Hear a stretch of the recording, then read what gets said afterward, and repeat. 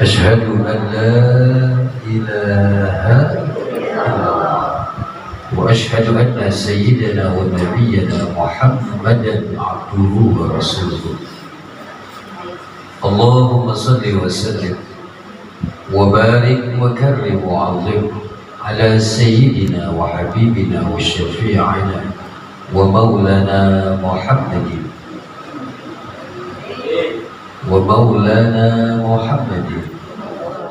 خاتم النبيين وإمام المتقين وعلى آله وصحبه أجمعين. أما بعد، قالوا سبحانك لا علم لنا إلا ما علمتنا إنك أنت العليم الحكيم.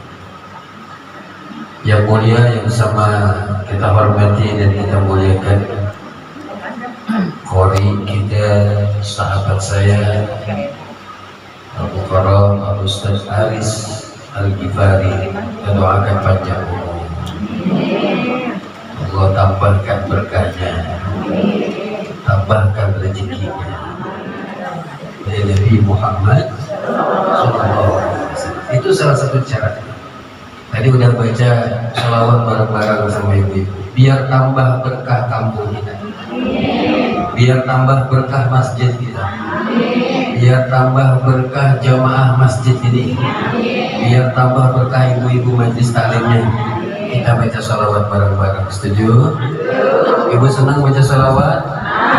Mau yang keras atau yang lembek? Yang keras. Sholawatnya. Salatullah salamullah ala rasulillah. Salatullah salamullah ala yasin habibillah.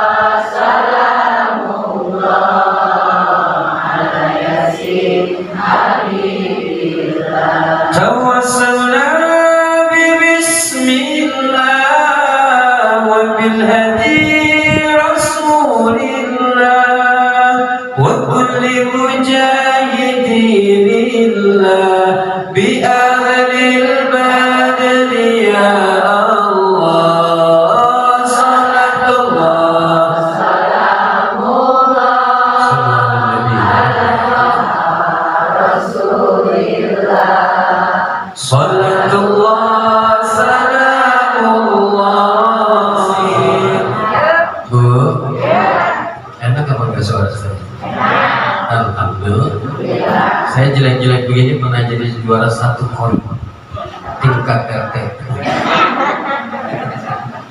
Pesertanya 9 orang, yang 8 sakit semua. Menang banyak.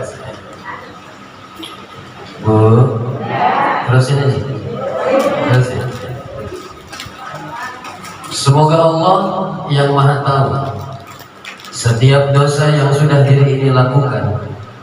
Semoga Allah yang Maha Mendengar, yang Maha Melihat setiap kezaliman, kemaksiatan, dan dosa-dosa yang sudah pernah diri ini lakukan.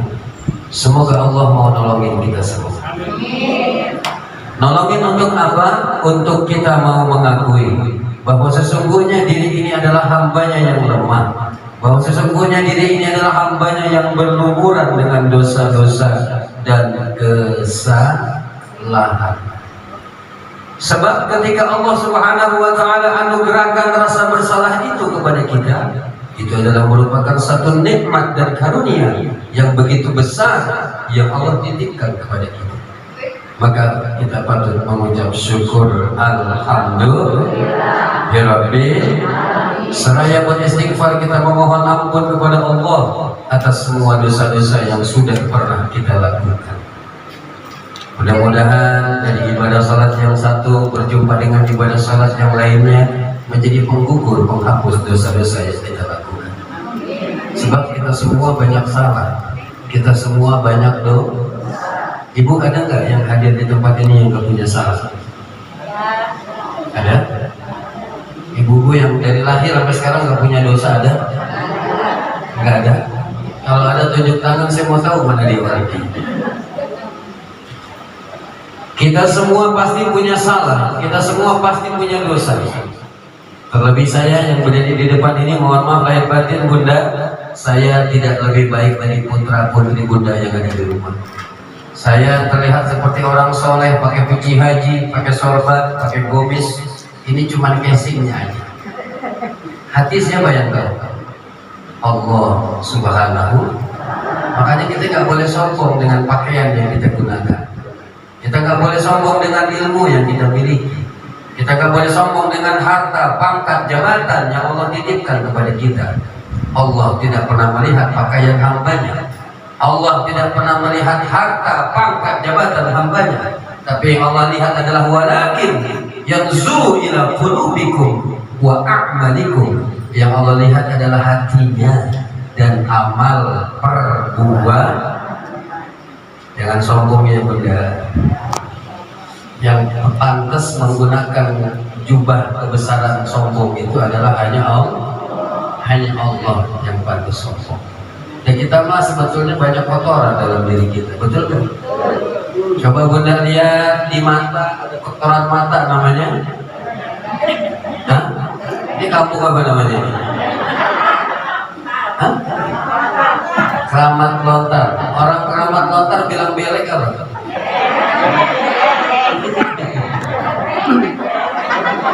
Kalau orang Padang bilang tai manto.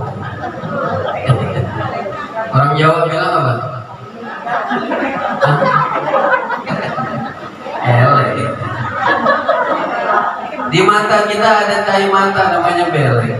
Ada kotoran. Di telinga kita ada kotoran apa enggak? Namanya cowok. Cowok disebut-sebut di sini.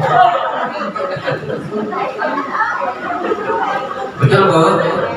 Di mulut kita ada kotoran namanya ikung.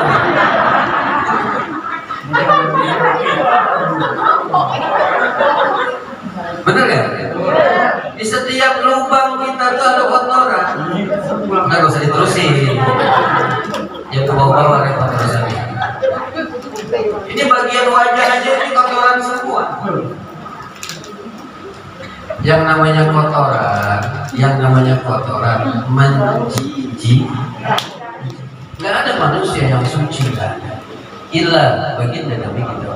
Doa panjang umur dikabulin, minta doanya begitu dikabul 900 tahun mau nggak yang sekarang? Minta doa panjang umur tadi. Udah nggak kelihatan bentuknya ibu ya. Kalau dulu langsung pipit kanan kiri cakep tuh ibu-ibu tuh. Umur 25-30 tuh Bunda langsung pipit kanan kiri cakep. Tapi kalau udah umur 50-60 langsung pipit bukan kanan kiri, selebar muka langsung pipit. Tindak kriminal meningkat, khususnya di kalangan remaja. Saya survei beberapa kali, bahkan kalau kita lihat di televisi, ya, itu yang dulunya tindak kriminal hanya dilakukan oleh orang-orang tua yang sudah cukup usia, saat ini tindak kriminal juga banyak dilakukan oleh anak-anak di bawah umur. Artinya anak-anak di bawah umur ini generasi kita. Bunda punya anak 14 tahun, 15 tahun itu. Belum lama saya lihat di televisi itu ada seorang anak kandung membunuh ayah kandungnya sendiri. Kita udah lihat ya, beberapa berita sudah ada. Atau sebaliknya, ayah kandung membunuh. Ada seorang anak kandung menyiksa ibu kandungnya sendiri. Ibu kandungnya disiksa gara-gara gak dikasih jajan. Minta kuota gak dikasih, ibunya disiksa. Alhamdulillah ya Ben. Apalagi kasus suami istri, udah banyak. Ada yang suaminya dikebiri ya. Kalau dikebiri kamu dipotong anunya, kalau bini mungkin kesel kali ya. Ibu jangan begitu, ibu juga yang rugi. Benar. Saat ini anak-anak kita hanya sekedar tahu nama. Oh, Nabi Muhammad itu utusan Allah. Orang Nabi akhir zaman, utusan Allah, Nabi akhir zaman. Nabi kita cukup sampai di sini. Anak kita nggak tahu siapa ayahnya Rasulullah, siapa ibunya Rasulullah, bagaimana sejarah perjuangan dakwah Rasulullah ini. Rasulullah akhlak dan budi pekertinya seperti apa dia nggak tahu. Keindahan, keagungan, kemuliaan akhlak Nabi dia nggak tahu. Anak-anak kita lebih dia kenal artis idola mereka. Anak-anak kita lebih senang dengan idola pemain sepak bola mereka. Dia nggak kenal siapa sosok Nabi Muhammad Sallallahu Alaihi Wasallam. Dari mana dia bisa tahu? Dari majelis-majelis taklim, tempat dia ngaji itu nanti diajari Sirah Nabawiyah. Belajarnya sama Ustaz Aris Al-Ghifari itu. Diajarin anak-anaknya. Hati-hati nanti. Bagaimana mungkin mereka akan mencintai Nabi Muhammad SAW kalau dia tidak kenal siapa sosok Nabi Muhammad SAW. Tak kenal maka tak sayang. Pertanyaannya bagaimana cara mencintai Nabi? Yang pertama. Ini yang pertama. Ini yang pertama. Ini yang pertama ya. Biasanya penceramah kalau begini dia lupa habis ini ngomong apa. Yang pertama kata Rasulullah, cara mencintai Nabi kalau ngaku cinta maka banyakin baca salawat kepada Nabi Muhammad. Sering sebut nama Nabi, baca salawat. Salawat yang mana? Boleh sallallahu ala Muhammad. Sallallahu ala Muhammad. Sallallahu alaihi wasallam. Sallallahu ala Muhammad. Ya Rabbi salli. Sambil masak nasi goreng, sambil masak nasi, sambil goreng telur, itu makanan yang dibacakan sholawat kepada Nabi Muhammad SAW begitu matang, dimakan sama suami, dimakan sama anak-anak, tambah berat. Dengan baca sholawat kepada Nabi Muhammad, ya Bu, tidurin cucu yang udah punya cucu, bacain sholawat. Nanti ketika cucu tidur, anak kita tidur, kita baca sholawat, ngimpinya ngimpi yang bagus-bagus, ngimpi ketemu Rasulullah. Ya Bu, ibu kadang-kadang mau tidurin anak itu ditimbang-timbang, anak siapa, anak siapa, anak siapa, anak. Kata anaknya lah kan anak lu mah ini. Bacain sholawat, ya, bacain sholat, bacain sholat. Nyanyiin dangdut. Tetangga saya di Depok tuh anak raja. Saya tahu bapaknya tukang ojek, raja ojek gitu. Raja. Ya Bu, kalau ngaku cinta sama Rasulullah banyakin baca sholawat kepada Nabi Muhammad